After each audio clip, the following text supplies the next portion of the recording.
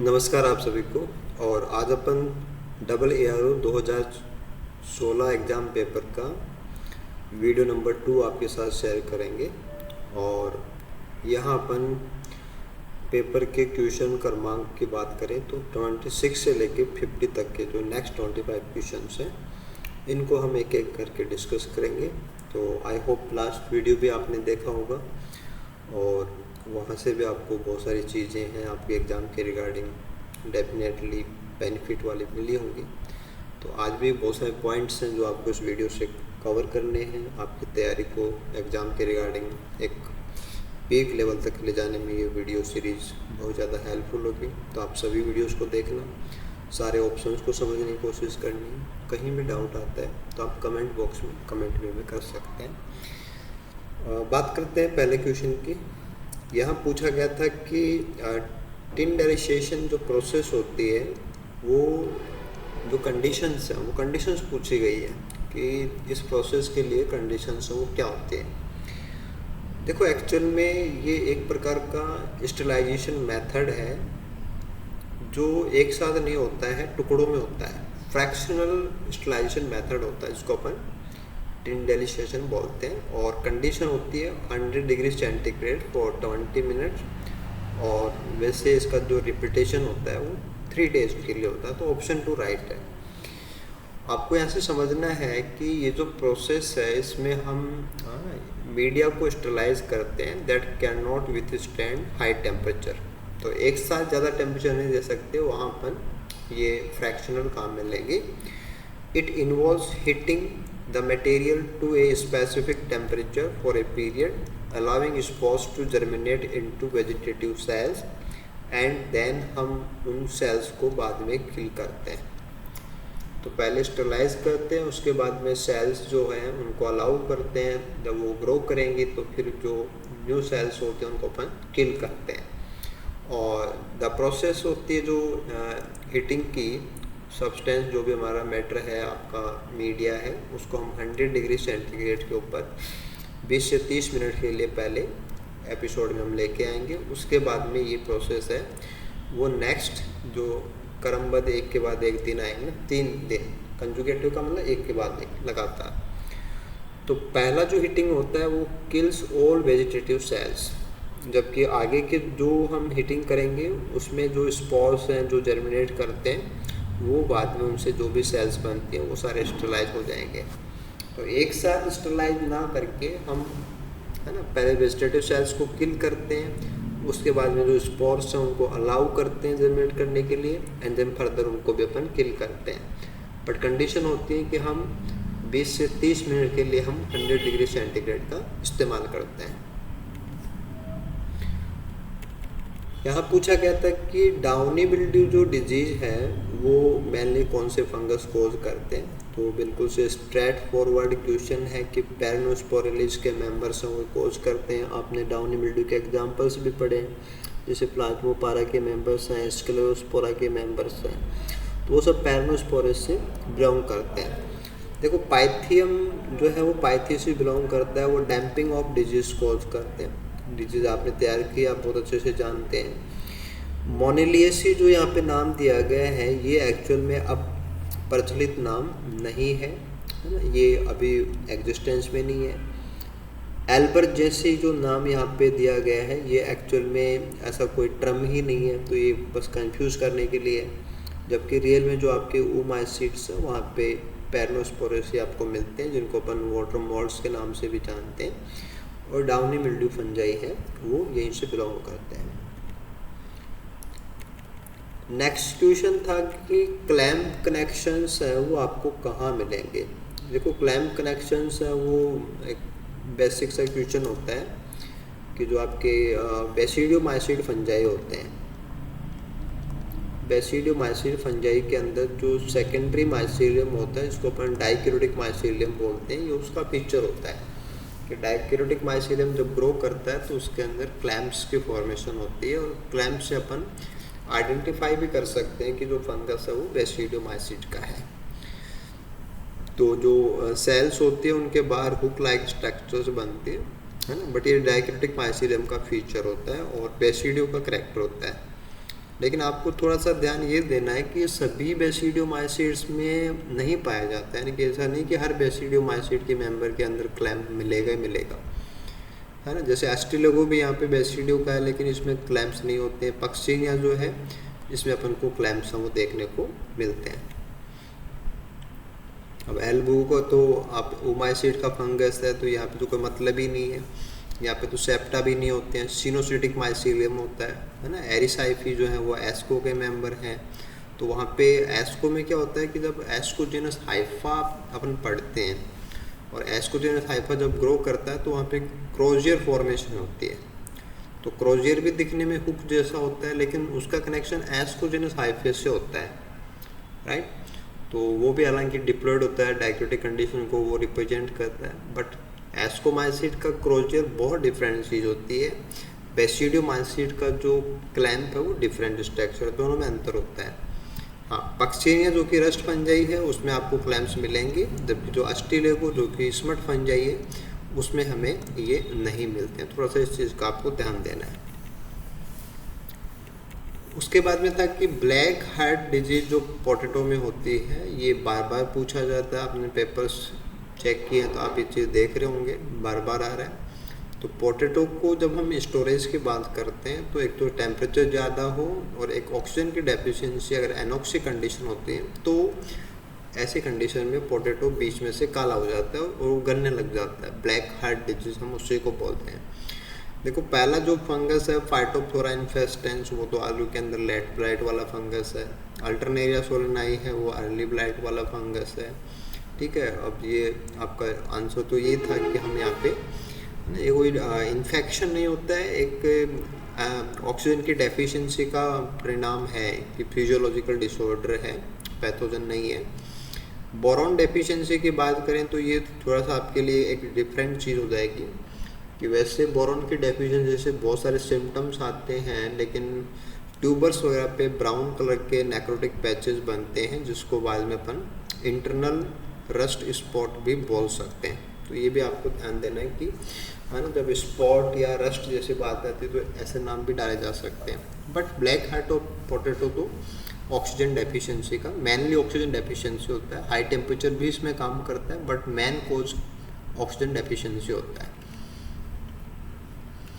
यहाँ पूछा गया था कि जो हाइपर सेंसिटिविटी रिस्पॉन्स, जिसको अपन HR रिस्पॉन्स बोलते हैं, तो ये जो टर्म है ये किन्होंने दिया था। तो ये टर्म स्टैकमैन का दिया हुआ है। देखो, पहला जो नाम यहाँ पे दिया हुआ है कीने का, है ना। इनका जो कनेक्शन है, जो कंट्रीब्यूशन है, वो है discovery of viral mutation and cross protection.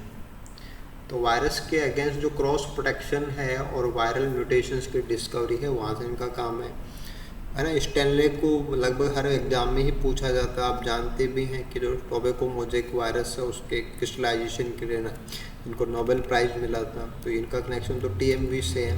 अब स्टैकमैन जो हैं, इन्होंने हाइपर सेंसिटिविटी रिस्पॉन्स दिया था 1950 के अंदर, और इन्होंने अपना जो काम किया था वो भी आपसे पूछा जा सकता है कि इन्होंने पक्सीनिया ग्रामिनिस के ऊपर काम किया था, और जिसके चलते उन्होंने HR रिस्पॉन्स, जो टर्म था HR रिस्पॉन्स, वो दिया था।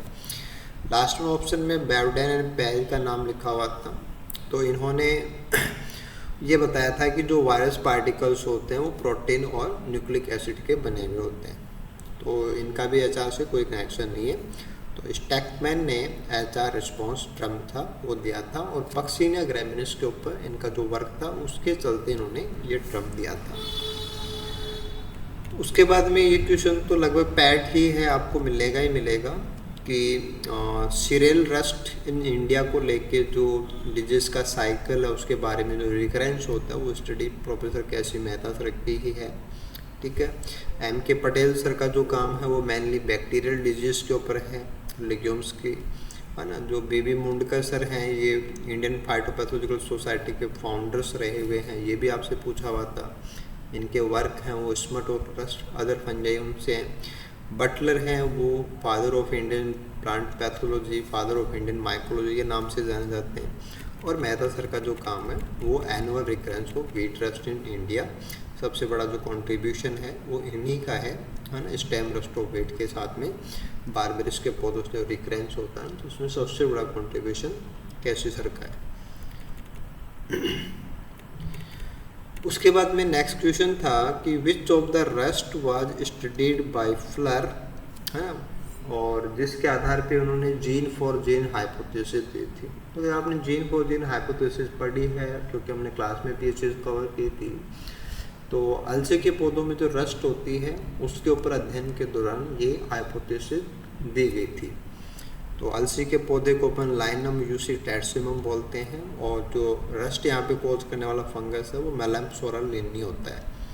तो मेलैम्पसोरा लिन्नी के अध्ययन के दौरान, है ना, जो जीन फॉर जीन हाइपोथेसिस थी वो फ्लर के द्वारा दी हुई थी।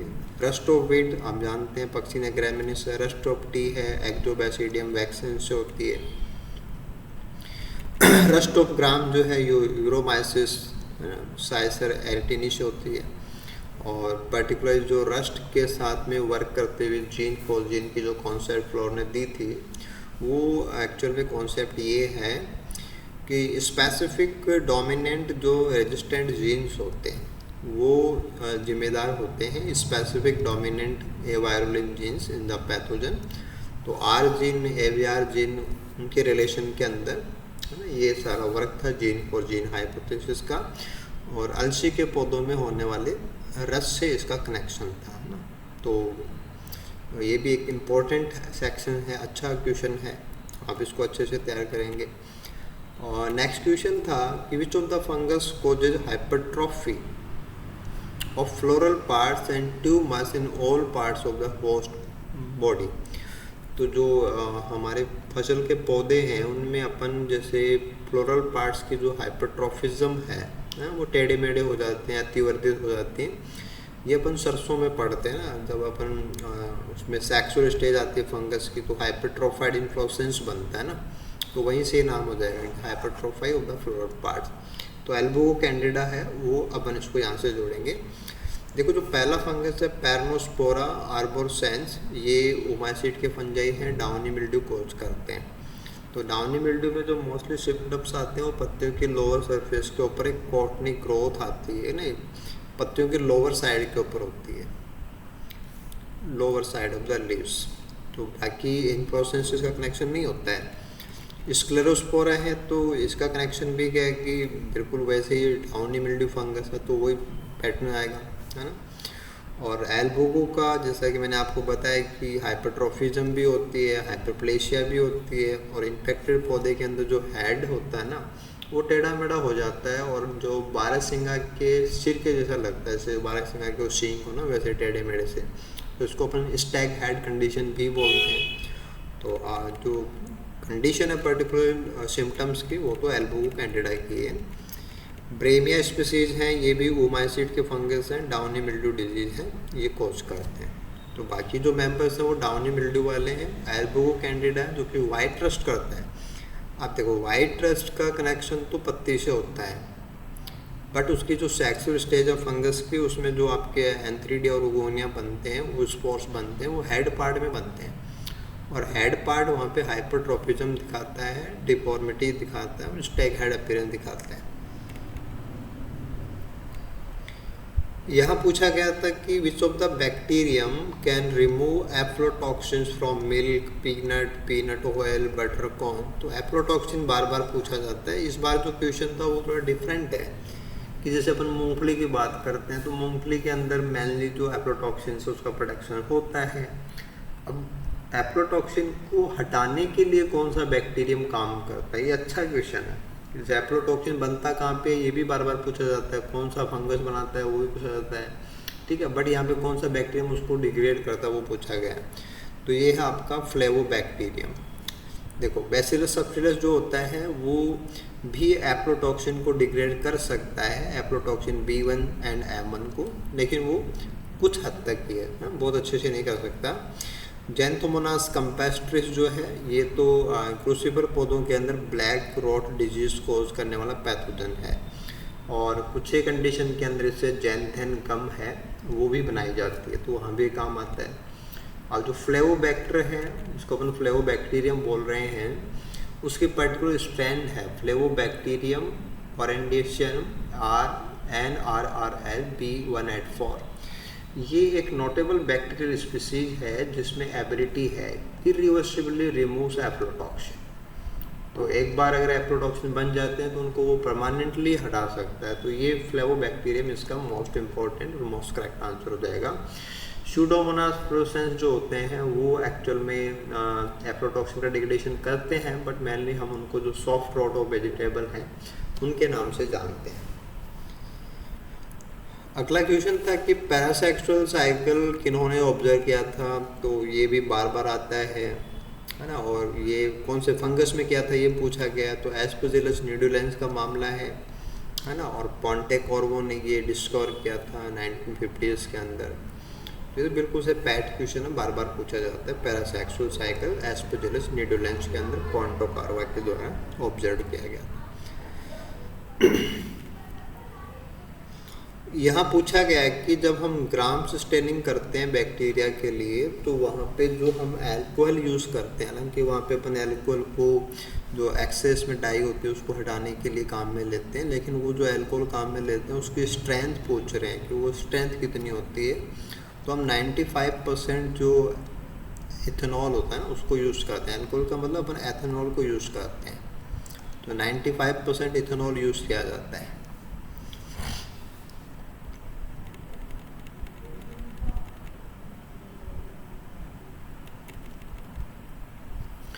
ओके, यहाँ से था कि पर्टिकुलर बुक का नाम है bacteria in relation to plant disease. ये बुक इन्होंने लिखी है, ये फ्रिंक स्मिथ के द्वारा रिटन बुक है ना, जिनको अपन फादर ऑफ फाइटोबैक्टीरियोलॉजी के नाम से भी जानते हैं। 2018 के क्वेश्चन में भी एक ऑप्शन में इनका मेंशन था, वहाँ भी हमने इस चीज़ आपको क्लियर की थी। तो आई होप जो ऑप्शन है उनकी बातें भी आप लोगों को बहुत सीरियसली अपने नोट्स में तैयार करनी है। यहाँ पूछा गया था कि जो क्रॉस प्रोटेक्शन होता है उसको सबसे पहले, है ना, जो रिपोर्टिंग थी ना, who reported phenomena of cross protection for the first time in citrus tristeza virus, जिसको अपन CTV बोलते हैं। तो उसके अगेंस्ट में जो क्रॉस प्रोटेक्शन है वो सबसे पहले किन्होंने ऑब्जर्व किया था। तो ये जो वर्क है वो WC प्राइस का है। तो इन्होंने क्रॉस प्रोटेक्शन, है ना, फिनोमेना ऑब्जर्व किया था। और क्रॉस प्रोटेक्शन का मतलब होता है कि अगर हम एक वायरस के माइल्ड स्ट्रैंड से इन्फेक्शन करवाते हैं तो बाद में जो ज़्यादा हार्मफुल जो स्ट्रैंड्स होती हैं उनके प्रति पौधे में रेजिस्टेंस आ जाता है ना, इसको अपन क्रॉस प्रोटेक्शन बोलते हैं। तो ये जो वर्क है वो WC प्राइस का है, पर्टिकुलरली सीट्रस के पौधों के अंदर वायरस के अगेंस्ट में क्रॉस प्रोटेक्शन। ऐसे जो HH मिंकने हैं इनका काम भी क्रॉस प्रोटेक्शन का है, लेकिन इनका काम टोबैको मोज़ेक वायरस से है। तो TMV अपने आप में एक बड़ा सेक्शन है आप लोगों के एग्जाम के हिसाब से, तो TMV का क्रॉस प्रोटेक्शन भी पूछा जा सकता है। आप ध्यान देना, ये चीज़ बहुत इंपॉर्टेंट है। ओके, पोटैटो वायरस वाई, जिसको अपन पॉट वाई के नाम से भी जानते हैं, और इसको जो एफिड्स ट्रांसफ़र करते हैं ना, ट्रांसमिशन जो होता है वो एफिड्स के थ्रू होता है, स्टाइलेट वाले एफिड्स होते हैं। तो ट्रांसमिशन के प्रकार को यहाँ पे पूछा गया है कि कौन सा प्रकार होता है, जैसे non persistent, persistent, semi persistent, propagative. तो जो ट्रांसमिशन है वो नॉन परसिस्टेंस होता है। देखो, नॉन परसिस्टेंट वाला क्वेश्चन 2018 के पेपर में भी हमने लिया था, वहाँ भी मैंने सारी बातें आपको समझाई है। आप दोबारा से यहाँ पे समझेंगे कि नॉन परसिस्टेंट का मतलब होता है कम समय के लिए, और जो ज़्यादा लंबे समय तक ना टिकता हो, यानी कि जो वायरस पार्टिकल्स हो वो एफिड के साथ में ज़्यादा लंबे नहीं रहते हैं। तो कारण क्या होता है कि वो एफिड की बॉडी में एंटर नहीं करते, वो केवल स्टाइलेट तक सीमित होते हैं, है ना, अटैच होंगे स्टाइलेट से, लेकिन वो बॉडी में एंटर नहीं करते हैं। That's why they are non persistent. और वो हाथों हाथ दूसरे पौधे के अंदर फैल भी जाते हैं, जैसे एफिड दूसरे पौधे को सकिंग के ले जाएगा ना, तो वहाँ वो ट्रांसफ़र कर देगा। तो लैक ऑफ लेटेंट पीरियड भी आप यहाँ पे काउंट करेंगे कि बीच में कोई गैप नहीं होता है, हाथों हाथ ट्रांसफ़र हो जाता है वायरस का। परसिस्टेंट वाले जो होते हैं उनमें लेटेंट पीरियड मिलेगा, और वहाँ पे जो वायरस के पार्टिकल्स हैं वो स्टाइलेट के बाद में गट और हेमोलिम्फ तक जाते हैं। सेमी परसिस्टेंट वालों के अंदर भी ये उसकी फोरगट तक जाता है, ठीक है। और प्रोपेगेटिव के अंदर ये उसकी बॉडी में जाके रेप्लिकेट करते हैं, इनका नंबर बढ़ता है।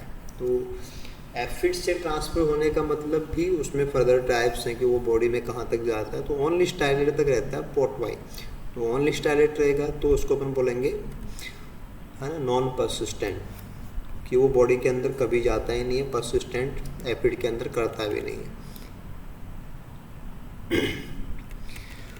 ओके, यहाँ पे था कि which of the following is mostly use as an abrasive in laboratory. Abrasive का मतलब कुछ भी सतह के ऊपर कोई चीज़ जम गई हो तो उसको अपन ऐसे कुरेच कर उतारते हैं, घर्षण करके उतारते हैं, तो घर्षण वाली चीज़ें एब्रेसिव कहलाती हैं।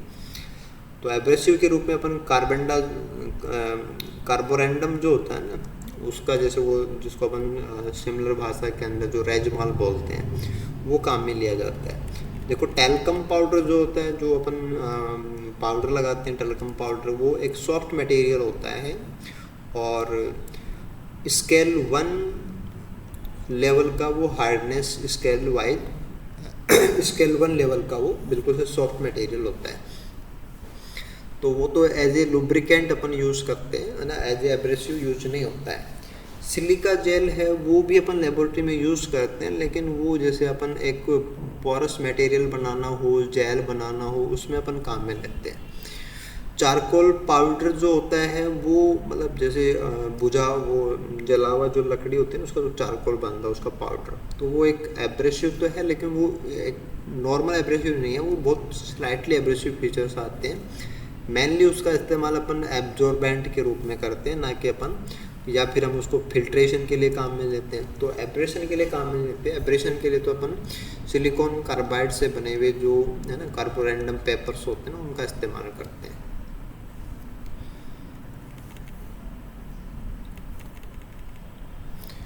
अगला क्वेश्चन था कि which of the following is use for green preservation, है ना। जो ग्रीन प्रिजर्वेशन का मतलब है कि जो ग्रीननेस होती है उसको मेंटेन करने के लिए हम क्या काम में लेते हैं, तो this will be copper sulphate. देखो यहाँ से आप इसको थोड़ा सा समझिए। जैसे जिंक सल्फेट होता है वो तो एक प्रकार का माइक्रोन्यूट्रिएंट होता है, तो एज ए माइक्रोन्यूट्रिएंट फर्टिलाइजर काम में आता है। कॉपर सल्फेट वैसे तो एक फंजीसाइड के रूप में अपन काम में लेते हैं, एंटी बैक्टीरियल भी है। नॉर्मली अपन कॉपर सल्फेट के सॉल्यूशन को स्प्रे भी करते हैं, बोर्डेक्स मिक्सचर का इंग्रेडिएंट भी है ना। बट उसका इस्तेमाल जो अपन करते हैं ना control fungal disease on grape vines, potatoes and other crop, that's why green preservation है ना is a less common way to describe the use of fungicide to keep foliage healthy, green and free from disease. तो पौधे के जो पर्निल भाग होते हैं ना उनको कोई इन्फेक्शन वगैरह ना हो उससे बचाने के लिए हम उन पर स्प्रे करते हैं, तो दैट्स वाई ग्रीन प्रिजर्वेशन। ठीक है। कैल्शियम सल्फेट को अपन जिप्सम बोलते हैं, ये सॉइल अमेंडमेंट के काम में आता है। आयरन सल्फेट जो होता है वो एज ए फेरस सल्फेट जिसको अपन बोलते हैं, वो आयरन डेफिशिएंसी को फुलफिल करने के काम आता है। तो कॉपर सल्फेट एक ऐसी चीज़ है जो पत्तियों की सरफेस यानी कि जो फिलोप्लेन होता है उस पर अपन स्प्रे करते हैं ताकि वहाँ पे बैक्टीरियल फंगल इन्फेक्शन ना हो और पौधे का जो ग्रीननेस है वो मेंटेन रहता है, ग्रीन प्रिजर्वेशन। यहाँ पूछा गया था कि an important disease of apple and pear है ना which is called fire blight. तो एप्पल के अंदर फायर ब्लाइट या पियर के अंदर जो फायर ब्लाइट होती है वो सबसे पहले किन्होंने खोजी थी, तो जो टी.जे. बरियल हैं इन्होंने ये सबसे पहले जो फायर ब्लाइट डिजीज है इनको ऑब्जर्व किया था। तो बैक्टीरिया जो है वो ये डिजीज कोज कर सकते हैं, इरविनिया एमाइलोवोरा है ना जो ये फायर ब्लाइट डिजीज कोज करते हैं। तो ये वर्क है टी.जे. बरियल का। ऐसे जो नाम यहाँ पे दिया हुआ है एस वॉस्कमैन है ना, इसको आप इसलिए ध्यान देंगे कि इन्होंने स्ट्रेप्टोमाइसिन जो कि एक एंटीबायोटिक है उसकी डिस्कवरी की थी और इनको इस डिस्कवरी के रिगार्डिंग नोबेल प्राइज़ भी मिला हुआ है। और कैरियस जो है इन्होंने डिस्कवर किया था sexual stage of the rust fungus Puccinia graminis, तो ये भी इम्पॉर्टेंट है। स्ट्रेप्टोमाइसिन की डिस्कवरी भी आपके लिए इम्पोर्टेंट है और पक्सिनिया ग्रैमिनिस के अंदर जो परफेक्ट स्टेज है सेक्सुअल स्टेज है उसका जो डिस्कवरी है वो J.H. कैरियस को जाता है, तो ये भी इम्पोर्टेंट है।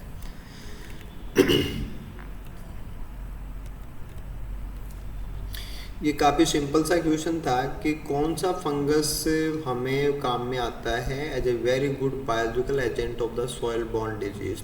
तो अपन ट्राइकोडर्मा हर्जेनम, ट्राइकोडर्मा विर्जी का इस्तेमाल करते हैं, जो कि जो सॉइल के अंदर अपन जो सीड ट्रीटमेंट है वहाँ भी डालते हैं, सॉइल ट्रीटमेंट में भी अपन यूज़ कर सकते हैं, और सॉइल बॉर्न डिजीज को रोकने का काम करता है। देखो किटोमियम जो ऑप्शन में दिया था वो तो सेलुलोज को डिग्रेड करता है, एस्परजिलस हम जानते हैं एफ्लोटॉक्सिन्स वगैरह प्रोड्यूस करते हैं, डिजीज कॉजिंग है। ट्राइकोडर्मा के स्पीसीज हैं वो हमें बायोलॉजिकल कंट्रोल के लिए काम आते हैं, कंपटीशन वाइज भी काम आते हैं, माइकोपैरासाइट भी होते हैं, एंटीबायोसिस भी होते हैं, और होस्ट के रेजिस्टेंस को भी इंड्यूस करते हैं। तो काफ़ी एंगल पे ये काम करता है। राइजोपस तो एक मोल्ड है, सेप्रोपेटिक फंजाई है, पिंज मोल्ड्स के नाम से जाना जाता है।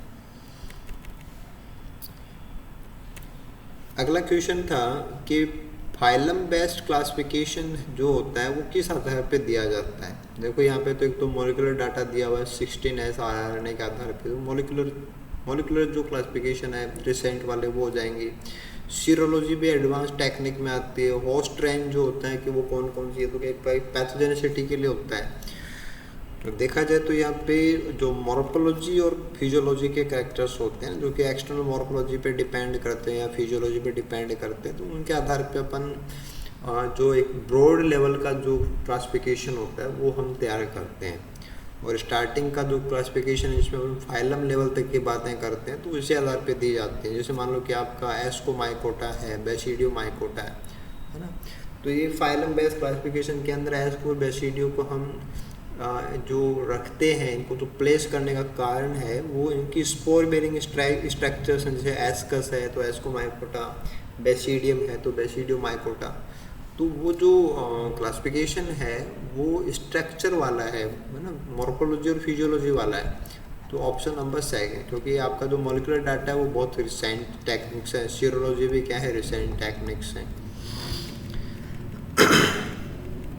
होस्ट रेंज का मतलब तो एक प्रकार की इन्फेक्शन किनको करता है किनको नहीं करता है, तो वो एक प्रकार से वो क्लासिफिकेशन नहीं है ना, वो तो पैथोजेनिसिटी को लेकर के क्लासिफिकेशन नहीं है, वो ना फंडामेंटल बेसिस नहीं हो सकता क्लासिफिकेशन का। ओके, क्वेश्चन में देखो यहाँ पूछा गया था कि on the basis of phylogenetic relationship, यानी कि जो इवोल्यूशन आधारित जो रिलेशनशिप होती है, the sister group relationship exist between.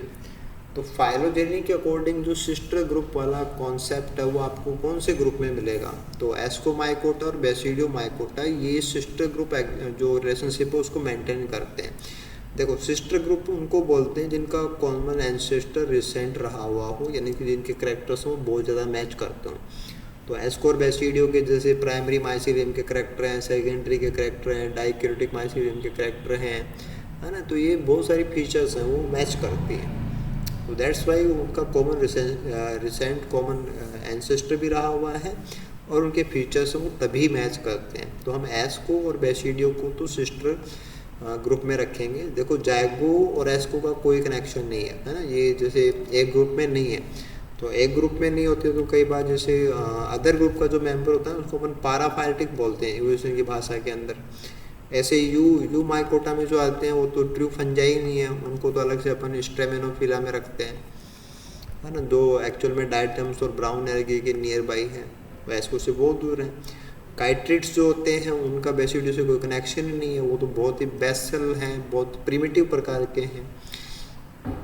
तो ऐसे अपन बात करें तो जिनका कॉमन एंसेस्टर बहुत रिसेंट रहा है उन्हीं के कैरेक्टर ज़्यादा मिलेंगे, वही सिस्टर ग्रुप में आते हैं। तो एस्को और बेसिडियो वो सिस्टर ग्रुप में आते हैं, ना कि बाकी वाले।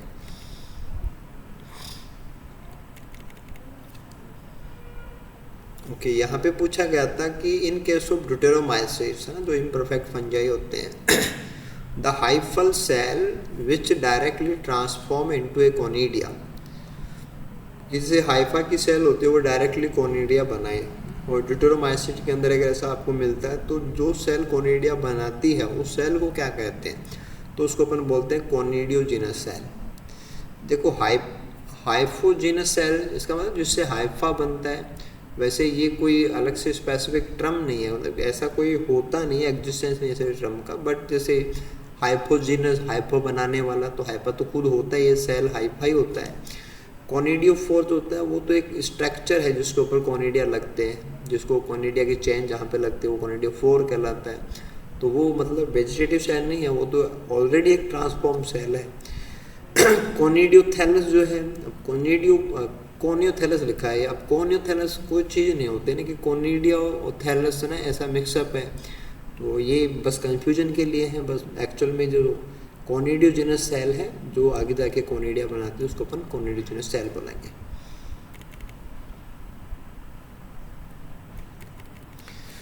यहाँ पूछा गया था कि in bacterial cytoplasm is surrounded by cell membrane and cell wall while in molecules. तो जो मॉलिक्यूल्स होते हैं उनके अंदर सेल वॉल नहीं होती है, सेल वॉल नहीं होती है, तो जो साइटोप्लाज्म है उसके सबसे बाहर जो कवरिंग है वो सेल मेम्ब्रेन की होगी, क्योंकि सेल वॉल तो उनमें होती नहीं है। और 3 लेयर्स ऑफ सेल कवर है ना, ये तो जैसे आपको प्रोकैरियोट्स में मिलता है सेल वॉल की लेयर, और उनमें कोई प्रोटेक्टिव कवरिंग नहीं होता, तो ऐसा अपन क्यों बोलेंगे। वहाँ पे साइटोप्लाज्म की बात हो रही तो साइटोप्लाज्म के बाहर कवरिंग तो होती है, प्लाज्मा मेम्ब्रेन की होती है बस वो।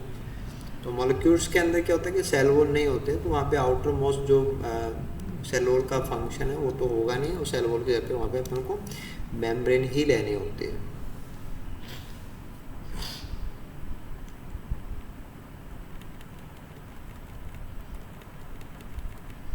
अगला क्वेश्चन था कि मोस्ट प्लांट पैथोजेनिक बैक्टीरिया जो है वो कैसे होते हैं। मोस्टली डिजीज कोजिंग बैक्टीरिया हैं वो या तो रॉडसेप होते हैं, बैसिलस होते हैं, या वो है ना एक्सेप्शनली फिलामेंटस जैसे कि स्ट्रेप्टोमाइसिस वगैरह है। तो हमेशा ही कोकाई हो ये भी ज़्यादा सही नहीं है, इरेगुलर सेप वाले ही हो ये भी नहीं है, और सभी फिलामेंटस होते हैं ये भी सही है, क्योंकि फिलामेंटस वाले तो जो आपके एक्टिनोमाइसिस वगैरह हैं, स्ट्रेप्टोमाइसिस उनमें आते हैं। तो मोस्टली जो बैक्टीरिया वो रॉड शेप या स्फेरिकल होते हैं, कुछ एक फिलामेंटस होते हैं। तो आंसर अपन को थर्ड देना पड़ेगा यहाँ पे।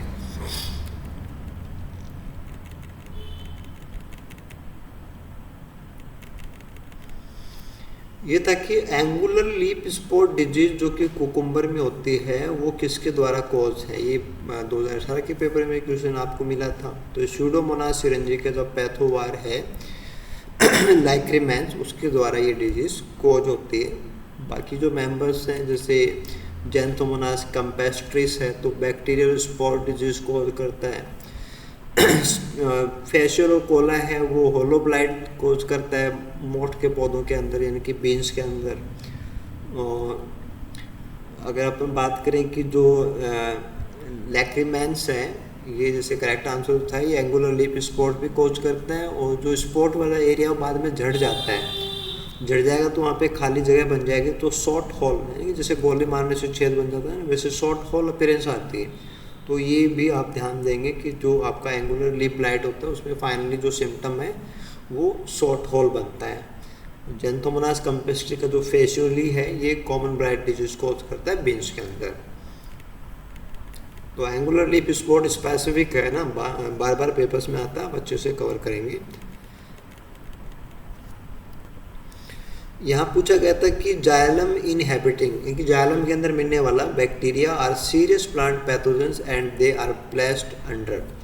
तो ये जो बैक्टीरिया हैं उनको अपन जाइलेला ग्रुप के अंदर रखते हैं जो रॉड शेप सेल्स होती हैं। देखो स्यूडोमोनास रॉड शेप जो है वो जाइलम के साथ इंक्लूडेड नहीं है, वो टिपिकली इंटरसेलुलर स्पेस में होती हैं। जेंथोमोनास जो है तो जेंथोमोनास का भी बहुत एक्सक्लूसिव जाइलम से कनेक्शन नहीं है, क्लोस्ट्रीडियम का भी नहीं है। लेकिन जो जाइलेला है रॉड से बैक्टीरियल सेल होते हैं जाइलेला की, तो वो एक्सक्लूसिवली जाइलम में ही पाया जाता है ना, एक्सक्लूसिव रेस्ट्रिक्टेड जो जाइलम वेसल्स है कि जाइलेला फास्टिडियोसा जो होता है ना, जो कि एक प्रकार से जो वॉस्कुलर सिस्टम है जाइलम वेसल्स उनको क्लॉग करने का काम करता है। तो उससे फिर वाटर फ्लो है वो ब्लॉक हो जाता है, leading to symptom like scorching, wilting, dieback. और जो पर्टिकुलर डिजीज हैं Pierce's disease of grape vine and citrus variegated chlorosis, तो ये सभी इसी से जुड़ी हुई डिजीज के नाम हैं। तो स्पेसिफिकली जाइलम इनहेबिटिंग और जाइलम इन्वेडिंग जो बैक्टीरिया है दैट इज जाइलेला, ऑप्शन नंबर 4। तो आई होप आज के डिस्कशन में भी काफ़ी कुछ नए पॉइंट्स हैं वो आपको मिले होंगे। कुछ क्वेश्चन से 2018 से रिपीट हुए हैं, उनको भी आप अच्छे से देखेंगे। तो आप सभी वीडियोस को बहुत अच्छे से, बहुत गहनता से यूज़ कीजिए, ऑप्शंस को समझने की कोशिश कीजिए, जो भी लैंग्वेज है उस लैंग्वेज को भी आप यूज़ कीजिए, और नो डाउट जो अच्छे कमेंट्स हैं उनको अपने जो भी नोटबुक आप तैयार कर रहे हैं, जो भी नोट्स आपके पास हैं उनमें आप उनको पुट कीजिए, और उम्मीद है कि आपके नेक्स्ट पेपर में काफ़ी सारे क्वेश्चन यहाँ से मिल जाएंगे। तो thank you so much, good luck. और आप लोगों की एग्ज़ाम डेट शीट है वो रिवाइज हो गई है, और रिवाइज का जो नोटिस है वो आपने देख लिया होगा, नहीं देखा है तो आप जो हमारा व्हाट्सएप चैनल है वहाँ जाके भी चेक कर सकते हैं।